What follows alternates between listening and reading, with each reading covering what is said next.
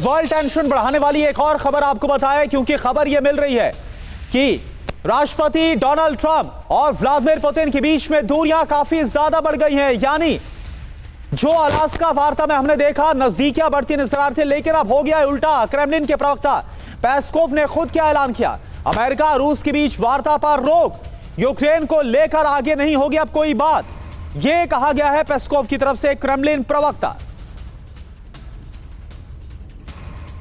तो देखिए, कुल मिलाकर ट्रंप पुतिन में ठन गई, अब नहीं होगी बात, इसके आसार ज्यादा हैं। पेस्कोव ने ऐलान क्या किया है, रूस अमेरिका के बीच बातचीत रुक गई है, रूस अमेरिका के बीच वार्ता पर रोक लग गई है, यूक्रेन को लेकर आगे अब कोई वार्ता नहीं होगी। अब इसका मतलब क्या है, कूटनीतिक या राजनीतिक संवाद बंद हो गया है, यूक्रेन को लेकर पूर्ण सहमति नहीं बन पाई, राजनीतिक मेल मुलाकात भी तय नहीं है, संबंध सुधारने पर कोई नई पहल नहीं होगी।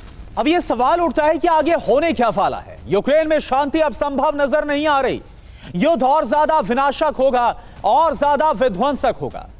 जी और हमारे साथ तमाम खास मेहमान मौजूद हैं। और सिंघल साहब, आप इस डेवलपमेंट को कैसे देखते हैं? थोड़ी देर पहले ही बातचीत में यहां पर भी TV9 के स्टूडियो में भी ये उम्मीद जताई जा रही थी कि हल तो बातचीत से ही निकलेगा, बात तो करना तो जरूरी है और उसके हो सकता है आसार बन जाए आने वाले वक्त में, लेकिन यहां तो ऐसा लग रहा है कि सारे दरवाजे बंद किए जा रहे हैं, कोई उम्मीद नजर नहीं आ रही।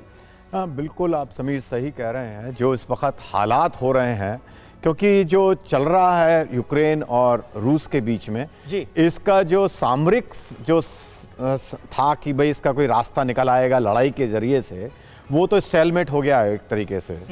जैसा कि अभी बंसल साहब बता रहे थे, जनरल साहब भी, कि इस वक्त चल रही है वॉर ऑफ एट्रिशन इनमें आपस में, और वो दोनों अटैक कर रहे हैं एक दूसरे के जो गैस रिजर्व्स हैं या जो सप्लाई प्लांट्स हैं उस पर अटैक हो रहा है।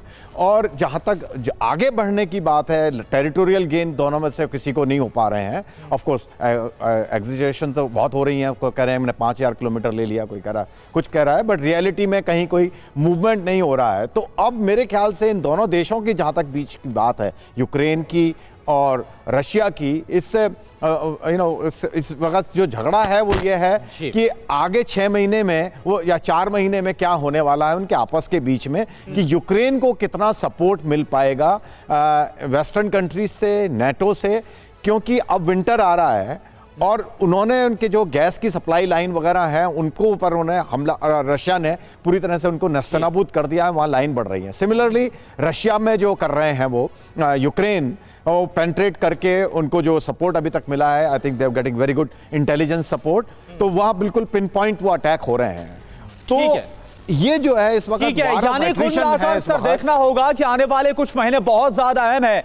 यहां पर जितना सपोर्ट मिलेगा यूक्रेन को, उतना ही ज्यादा हालात और विध्वंसक हो सकते हैं।